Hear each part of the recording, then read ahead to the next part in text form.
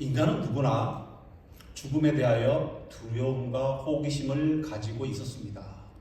그리고 죽음 후의 세계에 대하여 저마다 나름대로의 세계관을 가지고 내세를 준비하기 시작했습니다. 즉 내세를 현세의 연장으로 보았으며 현세의 상황이 내세에 지대한 영향을 미친다고 생각했습니다. 불교에서 가장 많이 언급하고 있는 것이 업이라는 단어입니다. 업. 자신의 행위에 따라 내세에서 다시 환생할 계급이 이미 정해진다는 논리입니다. 따라서 불교에서는 이런 인생 문제를 해결하기 위한 방법으로 고집멸도라는 것을 말하고 있습니다. 불교인들은 이것을 해결함으로 죄로부터 정결함을 얻는다고 믿었고 지금도 믿고 있습니다. 고는 생로병사의 괴로움을 말합니다. 집은 괴로움의 원인을 나타내는 인간의 채워지지 않은 욕망과 집착을 말하고요. 멸은 인간의 욕망이 남김없이 없어진 해탈 또는 열반의 상태를 말합니다. 그리고 도는 괴로움을 없애는 방법을 말하며 불교라는 종교의 생명인 실천 수행을 하는데 의미를 두는 것입니다.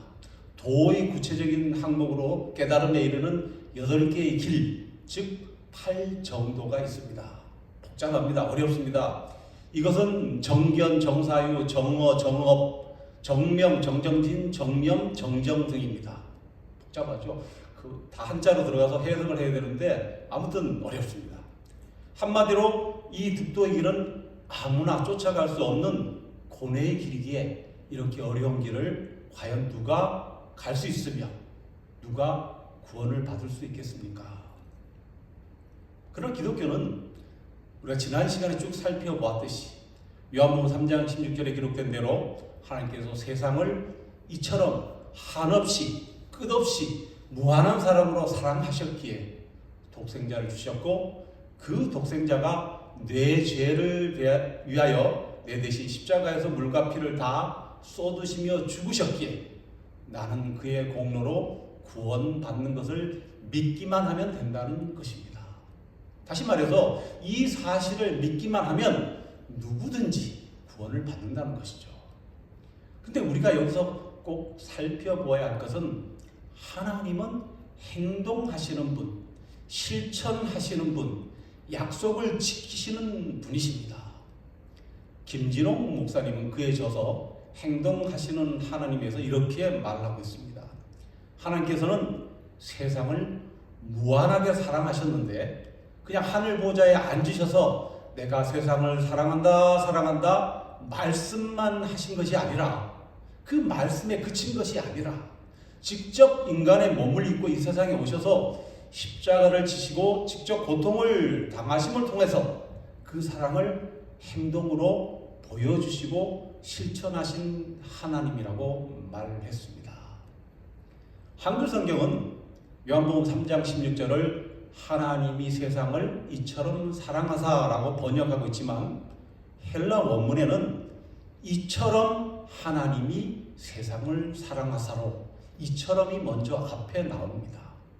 이 이처럼이라는 헬라어 후토라는 단어는 이와 같이라는 뜻을 포함하며 이와 같이라는 이 말 속에는 하나님이 독생자 예수를 십자가에 매달아 죽이실 만큼 이 세상을 사랑하신다는 것을 뜻합니다. 세상을 구원하시기 위해서 직접 행동으로 보여주시는 하나님, 실천으로 본을 보여주시는 하나님. 그렇기 때문에 우리 크리스찬들도 구원을 받기는 쉬운 것 같지만 예수 그리스도를 주로 믿고 거듭나지 않으면 새 사람으로 변화되지 않으면 그런 실천하는 모습이 없으면 천국을 볼 수 없다고 말씀하는 것입니다.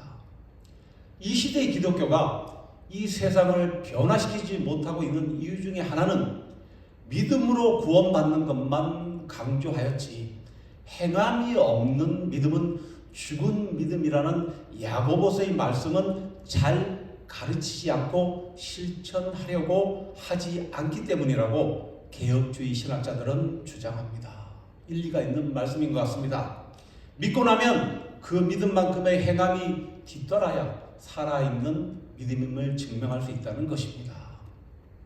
이 시간 우리는 본문 말씀을 통해 영원한 생명의 근원이 되시는 예수 그리스도에 대한 묵상을 하고자 합니다.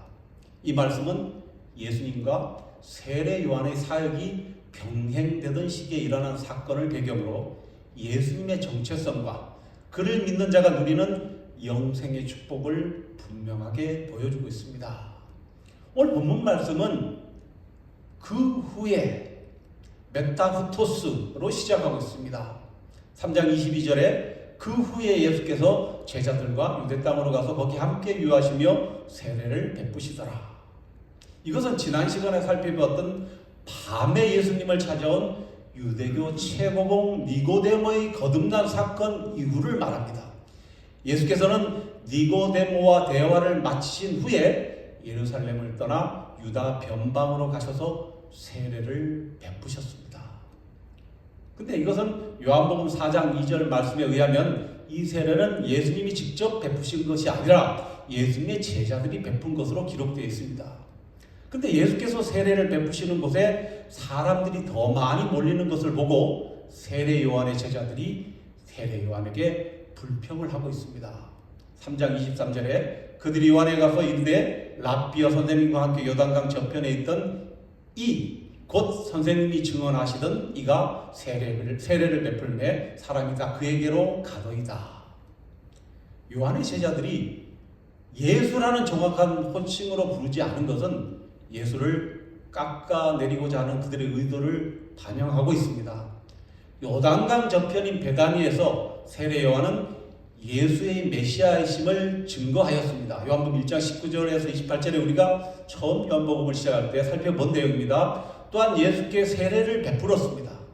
세례 요한의 제자들이 보기에 예수는 세례 요한에게 빚을 진 자요, 감사해야 할 자였지만 도리어 세례 요한의 명성을 떨어뜨리는 경쟁자로 나선 것처럼 보였던 것입니다. 따라서 결례에 대한 논쟁을 요한의 제자들이 스승에게 가져왔을 때 그것은 단순한 논쟁거리가 아니라 예수께 대한 불평과 비난으로 바뀌어졌던 것입니다. 세례 요한의 제자들은 예수님과 그의 제자들이 세례를 베푸는 행위에 대해서 상당히 흥분하고 분노를 느끼고 있음을 보여줍니다. 그들은 자신들의 스승인 요한이 주목받지 못하는 것에 불편함을 느꼈지만 이 진정한 문제는 하나님의 나라가 어디로 향해 가는가 하는 것이었습니다. 이런 본문의 분위기 속에서 이 요한복음이 오늘 본문이 우리에게 전해주는 말씀을 살펴보도록 하겠습니다. 먼저 주님은 평강의 샘이 되신다고 말씀합니다. 3장 22절 23절에 그 후에 예수께서 제자들과 유대 땅으로 가서 거기 함께 유하시며 세례를 베푸시더라. 요한도 살렘 가까운 에논에서 세례를 베푸니 거기 물이 많음이라. 그러므로 사람들이 와서 세례를 받더라. 여기에 기록된 두 지명 살렘과 에논이 현재 어느 위치를 가리치는지는 분명하지 않습니다. 살렘은 평화라는 셈족의 언어의 기원을 갖고 있는 지명입니다. 또 에논은 셈이라는 아람어의 복수형으로 나온 단어입니다. 예수님은 유대 땅에서 세례 요한은 살렘 근처 에논이라는 곳에서 세례를 베풀고 있었습니다. 여기서 사도 요한이 우리에게 주는 이 말씀의 영적 의미를 깨달을 수 있어야 합니다. 이 지명의 뜻을 통하여 알 수 있듯이 요한의 세례는 사람들로 하여금 하나님이 주시는 평화, 즉 살렘에 가까이는 갈 수 있지만 근처까지 갈 수 있지만 그 평화를 직접 주지는 못한다는 것입니다. 반면에 예수님의 세례는 영구적으로 구원과 평강의 샘, 구원과 살렘의 에논이 솟아나는 것임을 말씀합니다. 즉 이것은 예수 그리스도는 평강의 주요 기쁨의 샘이 되신다는 상징성을 의미한다고 신학자들은 말을 하고 있습니다. 그리스도의 복음은 세상에 평화를 주며 곳곳마다 기쁨의 샘이 솟아나는 것입니다. 이것은 그 본질이 되시는 주님 외에는 어느 누구도 어떤 것도 어떤 선지자나 세례 요한도 할 수 없는 오직 주님만이 주시는 것임을 요한복음은 말하고 있는 것입니다. 하나님의 사역은 평화가 있고 기쁨이 샘솟는 것입니다. 내가 하는 봉사가 내가 하고자 하는 비전이 주님이 주신 것이라면 그 일을 하면서 평화가 있고 기쁨이 있는가를 생각하면서 분별할 수 있어야 하겠습니다. 두 번째로 세례 요한의 인생관입니다. 세례 요한은 그리스도가 아니었습니다. 이 말은 그는 참빛이 아니라 잠시 비추는 등불이었다는 것입니다. 요한복음 1장 8절에 그는 이 빛이 아니요 이 빛에 대하여 증언하러 온 자라 라고 기록했듯이 태양이 떠오르면 등불은 꺼야 합니다. 많은 사람들이 요한을 참빛이 아닌가 하고 오해할 때마다 그는 분명히 자신은 잠시 예수 그리스도의 사역을 앞서 밝히는 등불의 불감을 밝혔습니다.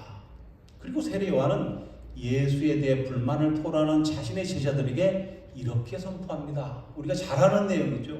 그는 흥하여야 하겠고 나는 쇠하여야 하리라. 3장 30절입니다. 그는 흥하여야 하겠고 나는 쇠하여야 하리라. 그렇다면 세례 요한이 말한 그는 흥하여야 하겠고 나는 쇠하여야 하리라 라는 말씀의 이 의미는 무엇일까요?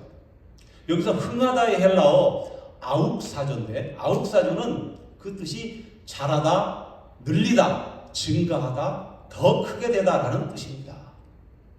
이 우리 개역개적 성경에는 이것이 잘 번역이 되지 않지만 여기서 흥하여야 하겠고에서 하겠고로 번역된 데이라는 동사, 이 동사 능동태 동사로 되어 있는데 이것은 must의 뜻을 갖고 있습니다. 영어의 must, 반드시 뭐뭐 해야 한다.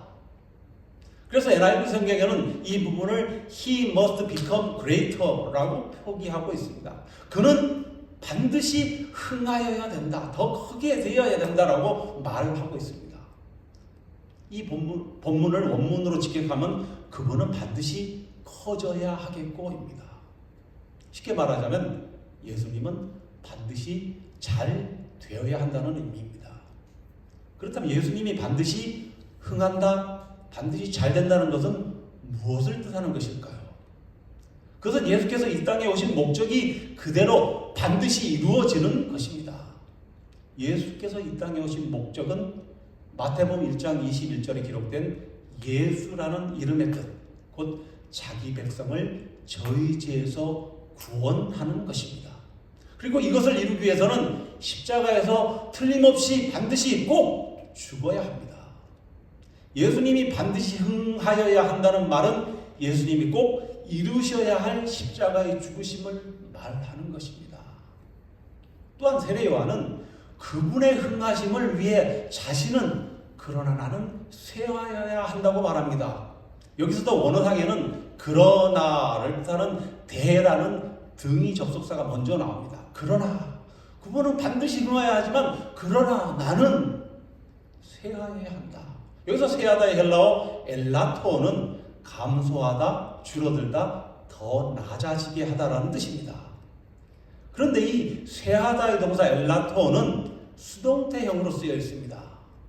자신이 쇠하려고 해도 쇠해지는 것이 아니라 자신이 쇠하여지는 것, 감소하게 되는 것은 온전히 하나님의 뜻에 의해서, 하나님에 의해서 된다는 것을 세례 요한은 알고 있었고 그 뜻을 자신이 순종해야 함을 말합니다. 그리고 자신이 쇠하는 것의 클라이막스는 빛이신 주님이 흥하는 것, 거기에 비해서 자신이 쇠해야 되는 것은 자신이 점점 없어지는 것, 곧 죽음인 것입니다. 그래서 세례 요한은 헤롯에게 죽임을 당하고 자신이 쇠하여야 함을 이루게 되는 것입니다. 아울러 예수님의 제자들도 세계 각처에서 순교를 당했습니다. 우리가 아는 많은 믿는 자들이, 많은 선교사들이 자신의 죽음으로 자신의 쇠함의 클라이막스를 보이고 예수님의 흥함을 이루었습니다. 그러나 오늘날 우리가 더 많은 믿음의 사람들이 보여준 것을 알아야만 합니다. 그것은 내 속에 있는 나의 옛 모습, 옛 자아가 죽는 쇠함입니다.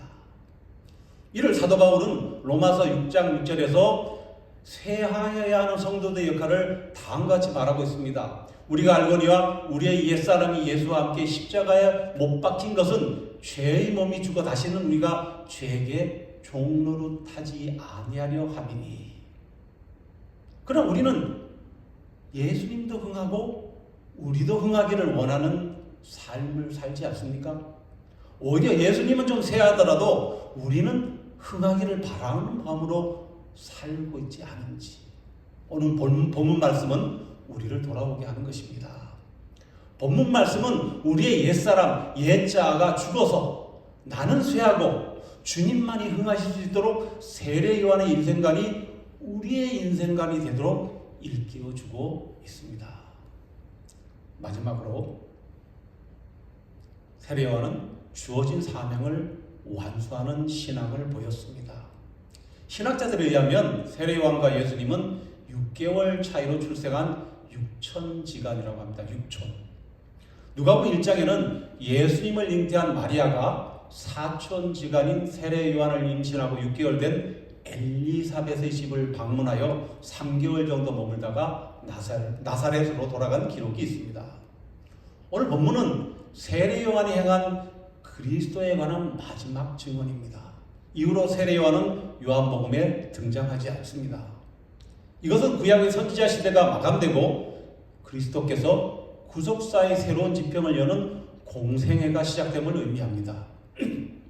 세례 요한은 요한복음 1장에서 살펴보았듯이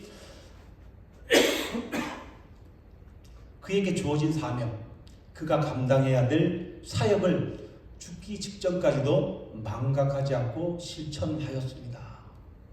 그는 자신이 그리스도의 사자라고 고백했습니다.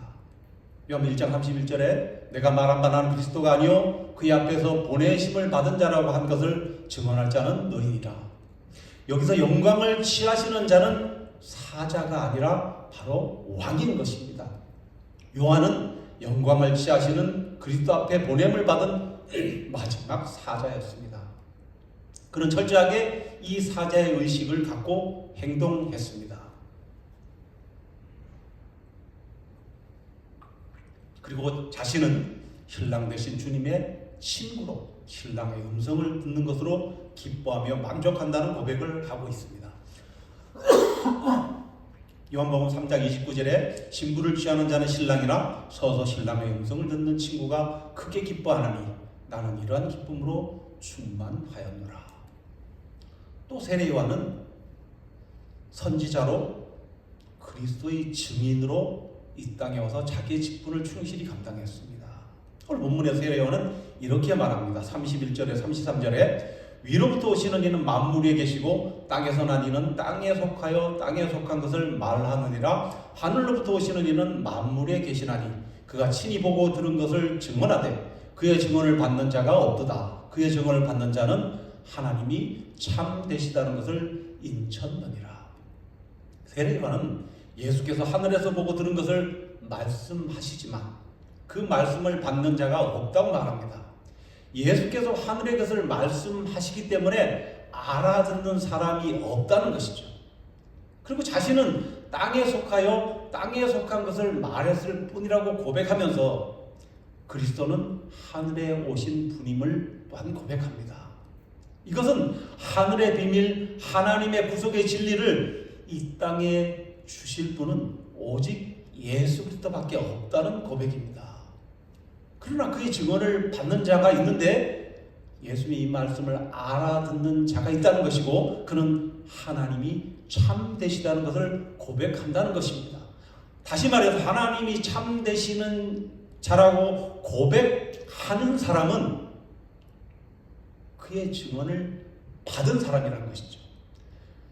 하나님이 참 되시다는 것은 어떤 상황에서도 하나님은 언제나 옳다, 맞다, 그가 참이다라고 고백한 것을 말하며 이것이 하나님께서 부르신 하나님의 백성들 저와 여러분이 이 땅에서 행해야 하는 모습이라고 말하고 있습니다.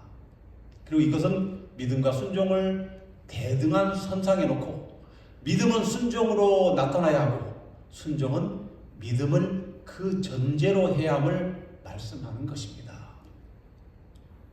또한 세례 요한은 예수 그리스도를 믿는 자에게만 영생이 주어진다고 말하고 있습니다. 3장 36절에 아들을 믿는 자에게 영생이 있고 아들에게 순종하지 아니한 자는 영생을 보지 못하고 도리어 하나님 진노가 그 위에 머물러 있느니라. 여기서 우리는 매우 중요한 진리를 발견합니다. 서두에서 말씀했듯이 영생은 우리의 노력이나 공로로 얻어지는 것이 아니라 하나님께서 보내신 아들 예수 그리스도를 믿음으로 말미암아 주어지는 하나님의 선물이라는 것입니다. 마치 목마른 사람이 생수를 마심으로 갈증을 해갈하듯이 영적으로 메마르고 죽어있던 우리는 예수 그리스도를 믿음으로 영원한 영생의 샘물을 얻게 되는 것입니다.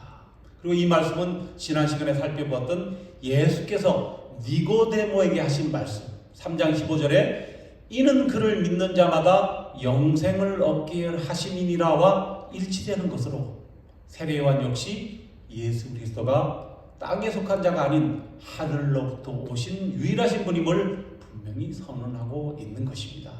그는 하나님 아버지로부터 보내심을 받아 하나님의 말씀을 전하시며 성령을 한없이 받으신 분이시라는 겁니다. 그리고 아버지께서는 이러한 아들을 사랑하셔서 만물을 그의 손에 맡기셨다고 말을 하고 있습니다.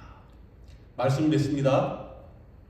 바다에서 조각배를 띄우며 고기를 잡는 늙은 또 가난한 어부가 있었습니다. 그의 이름은 산티아고입니다. 산티아고는 이웃 소년 마놀린을 조수로 삼고 함께 배를 타는 것이 작은 즐거움이었습니다. 그러나 84일 동안 한 마리의 고기도 잡지 못하자 사람들은 산티아고를 향해 수군거리기 시작합니다. 조수로 일하던 마놀린의 부모는 산티아고에게는 운이 따르지 않는다며 다른 배의 조수로 보냅니다. 이제 산티아고 노인은 홀로 먼 바다까지 나가야 합니다. 그리고 마침내 그의 낚싯대에는 거대한 물고기 한 마리가 걸립니다. 사흘간의 사투 끝에 노인은 대어를 잡아 집으로 향합니다. 그러나 피냄새를 맡은 상어떼가 달려들었고 이를 물리치기 위해 노인은 다시 한번 목숨을 건 사투를 벌립니다. 겨우 항구에 도착했을 때 그가 잡은 고기는 상어떼의 공격으로 뼈만 앙상하게 남았습니다. 노인은 지친 몸을 이끌고 언덕 위에 있는 자신의 오두막으로 가서 정신없이 잠이 듭니다. 노인이 잠드는 사이 소년은 노인의 상처투성의 손을 보고 눈물을 흘립니다. 관광객들은 머리와 꼬리만 남은 큰 물고기를 신기한 듯 구경하였습니다. 이것은 우리가 잘 아는 어니스트 헤밍웨이 작품 노인과 바다에 나오는 이야기입니다. 산티아고가 84일 동안이나 고기를 잡지 못해도 다시 배를 띄우는 이유는 바다가 그의 삶이기 때문입니다. 넓은 바다, 큰 고기와의 싸움, 상어떼와 벌이는 사투, 그럼에도 불구하고 다시 빈손이 되어버리는 결말. 이 노인과 바다는 망망대해한 척의 배처럼 던져진 존재, 우리 인간의 참 씁쓸한 이야기인 것이죠. 그러나 성경은 우리가 세상으로 보내진 존재라고 말씀합니다. 망망대해 바다에 던져진 존재가 아니라 이 세상에 보내진 존재라는 것입니다.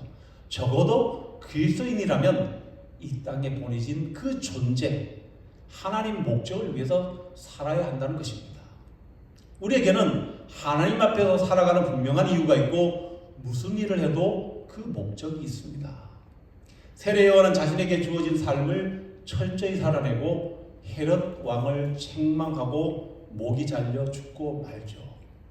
그는 죽음의 길을 피할 수도 있었을 것입니다. 그러나 만약 세례 요한이 쇠하지 않고 죽지 않고 예수님과 따로 사역을 했다면 예수님이 반드시 흥해야 하는 사역을 방해하는 것이 되었을 것입니다. 예수님께서는 이렇게 자신의 사역을 묵묵히 감당하고 쇠하는 길로 간 세례 요한을 여자가 낳은 자 중에 세례 요한보다 큰 이가 일어남이 없도다라고 말씀하셨습니다. 오늘 말씀을 통하여 우리 역시 무슨 일을 하든지 주님은 반드시 흥하여야 하고 나는 쇠하여야 하리라는 이 말씀이 잣대가 되어서 저와 여러분의 삶을 주관할 수 있기를 간절히 소원합니다.